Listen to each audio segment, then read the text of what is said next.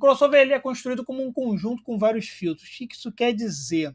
E por que ele foi criado, né? Por que existe o crossover? Qual é a ideia dele? A parada é o seguinte, quando a gente vê uma caixa de som, ela tem um crossover interno, se é uma caixa ativa.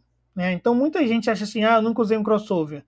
Se você já usou uma caixa de som que tem pelo menos 2 falantes diferentes, você já usou um crossover, porque essa caixa de som ela tem um crossover. Então, quem achou que nunca usou um crossover, a parada é o seguinte, você manda um sinal inteiro, né? Só que esse sinal, na verdade, ele precisa ser dividido quando ele chega na caixa. Então, eu preciso mandar para as altas o que é altas, para baixo o que é baixo. Então, o que eu preciso fazer? Para as agudas aqui, né, para o Twitter, né, para quem vai falar as altas, eu preciso colocar um filtro. Que filtro é esse? É um LPF, né? Low Pass Filter, um filtro passa-baixa. Né? E aqui para os graves, o que eu preciso colocar? O lance é o seguinte, quando a gente bota um filtro, a gente precisa pensar o contrário. O pessoal pensa muito assim, Low Pass Filter, é um filtro passa-baixa. Se ele passa baixa, ele vai deixar passar os graves. Então, eu não vou colocar um LPF, eu vou colocar o quê? Um HPF aqui, tá? Tem que ter cuidado com isso, eu já vi muita gente errando isso. HPF de high, vai passar as altas, eu vou tirar o grave. Então, o que confunde é porque como tem a palavra high, parece que eu vou tirar, né, as altas. Não, eu vou passar as altas. Se é um HPF que eu vou mandar para cima, ele vai liberar as altas, ele vai tirar os graves. Embaixo, o que eu vou colocar? Embaixo, sim, eu vou colocar um LPF, eu vou permitir que passem o quê? As graves, tá? Então as graves vão para baixo, as altas para cima. Cuidado com essa confusão, e eu estou chamando a atenção disso, quis chamar a atenção disso, porque a quantidade de gente que confunde HPF com LPF é muito grande ainda, não dá mais para confundir. E isso se confunde mais ainda quando a gente compara, né, HPF, que é um filtro que passa as altas, ou seja, ele corta grave, né, e o low cut, que era como era chamado ele antigamente nas mesas, low cut. Então, cuidado para não confundir, tá? HPF e low cut é a mesma coisa. A diferença é que aqui eu usei a palavra low com o cut, ou seja, eu vou cortar as baixas, e aqui eu usei um high, ou seja, high pass filter, ou seja, filtro que passa as altas, tá? Quando eu tenho já uma caixa ativa, você não entra com 2 sinais na sua caixa ativa, tu entra o quê? Com um sinal só. Então você vem com um cabo e coloca esse cabo aqui. Só que dentro da caixa, se a gente pudesse olhar dentro da caixa, a gente teria filtros, né? A gente teria um HPF para as altas, né? Um filtro que passaria as altas, e a gente teria um LPF para as baixas. E aí, qual é o grande lance do crossover? Se a gente olhar aqui, se vocês olharem nessa foto, é canal 1. Tá? O que tem aí no canal 1? O que vocês estão vendo aí nessa foto? Tá? A gente tem o corte de grave, ou seja, que frequência vai cortar, né? Qual é o nosso LPF, Low Pass Filter, o que passa as graves. A gente tem o mid, né, ali, qual é o que a gente vai fazer de meio, o que a gente vai ter no meio. E a gente tem o out das altas, né, das linhas altas ali. Tá um pouco cortada essa imagem, mas a ideia é pensar tipo isso aqui, ó. Isso aqui era um crossover, é um crossover da Behringer, né, que você pode fazer exatamente o que a gente está colocando, tá? Exatamente o que tem nesse nosso desenho que a gente colocou aqui mais cedo. Beleza? Então, quando a gente fala de crossover, a gente tem que pensar e se atentar muito assim. A gente está falando, bota um HPF, bota um LPF, bota esse filtro. Mas os filtros, eles têm as suas ordens, né? Então, eles têm os seus tipos de filtro. E essa imagem é muito importante para a gente entender que o tipo de filtro vai variar de acordo... que o corte que a gente vai fazer vai variar de acordo com o tipo de filtro. Qual é a diferença ali do 1, 2, 3, 4, 5?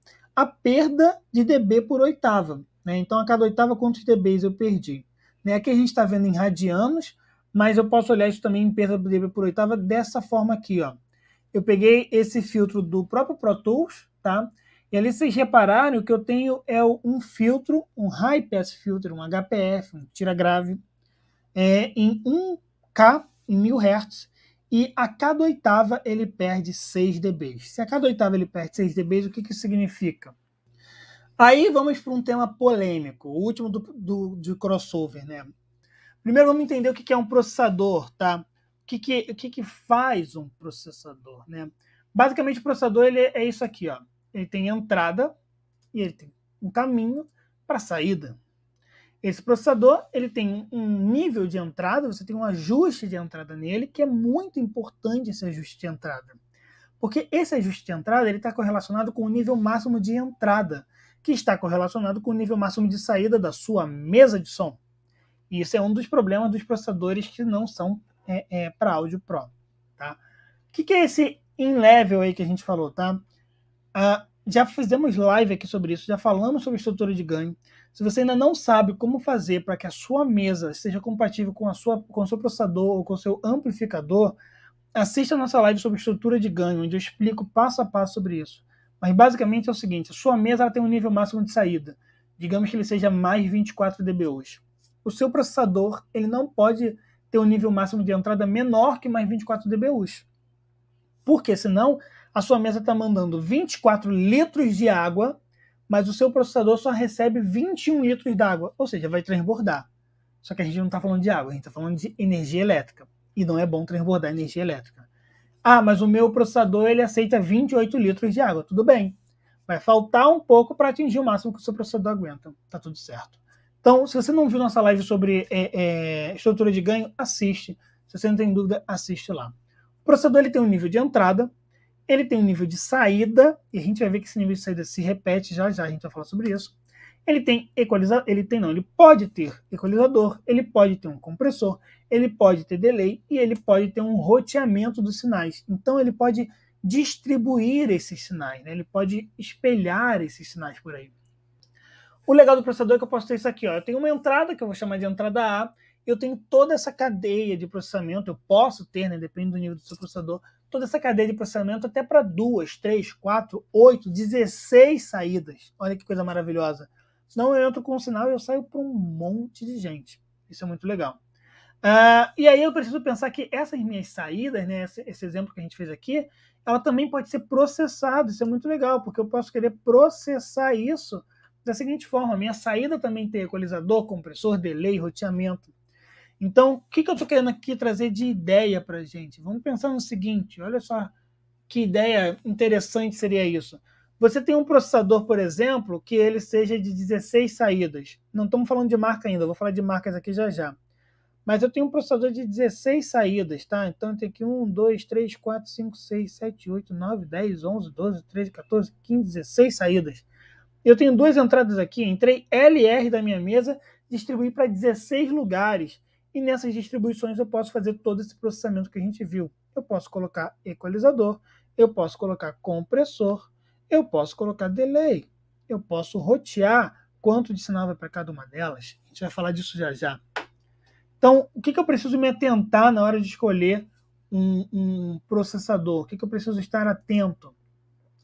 Eu preciso estar atento à quantidade de entradas e saídas desse processador, né? O processador ele tem função de gerenciar o sistema. Então, digamos que você tem uma igreja aí, que a igreja tem L, R, tem o center, tem o sub, tem o front, tem delay no balcão, tem tudo isso.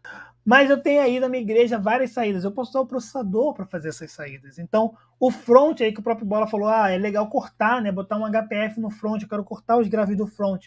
Eu posso processar no processador. Eu faço a minha mixagem, né, na minha mesa e eu distribuo esse sinal para o processador. Vamos pensar que se a gente vai usar esse processador aqui, tá? Quero usar esse processador aqui com uma mesa mandando LR. Fiz um esquema de cores que eu acho que vai ficar bom para a gente entender, tá? Então eu tenho uma mesa, ela está mandando o meu LR normal, LR para lá, para o meu processador. Esse processador da ATAC que eu estou usando como exemplo, ele tem 4 entradas, eu estou usando 2, e ele tem 8 saídas. Eu estou usando aí 6 das minhas saídas. Então, o sinal L está em azul, o sinal R está em vermelho. No PAL, eu só tenho o sinal azul. No PAR, eu só tenho o sinal em vermelho. No sub, eu tenho os 2 sinais. No front, eu posso ter os 2 sinais. No delay L, eu tenho só o L. No delay R, eu tenho só o R. Olha que interessante essa ideia, né? Então, isso é uma das possibilidades. Eu vou trazer agora outras possibilidades para a gente debater e a gente trazer alguns exemplos mesmo. Mas a forma de usar, aí entra o maior depende do mundo, porque são várias formas de se usar isso. Você pode distribuir isso da forma que você quiser, tá? Então vamos trazer algumas possibilidades. E agora a gente já entra na ideia também de usar o matrix da sua mesa.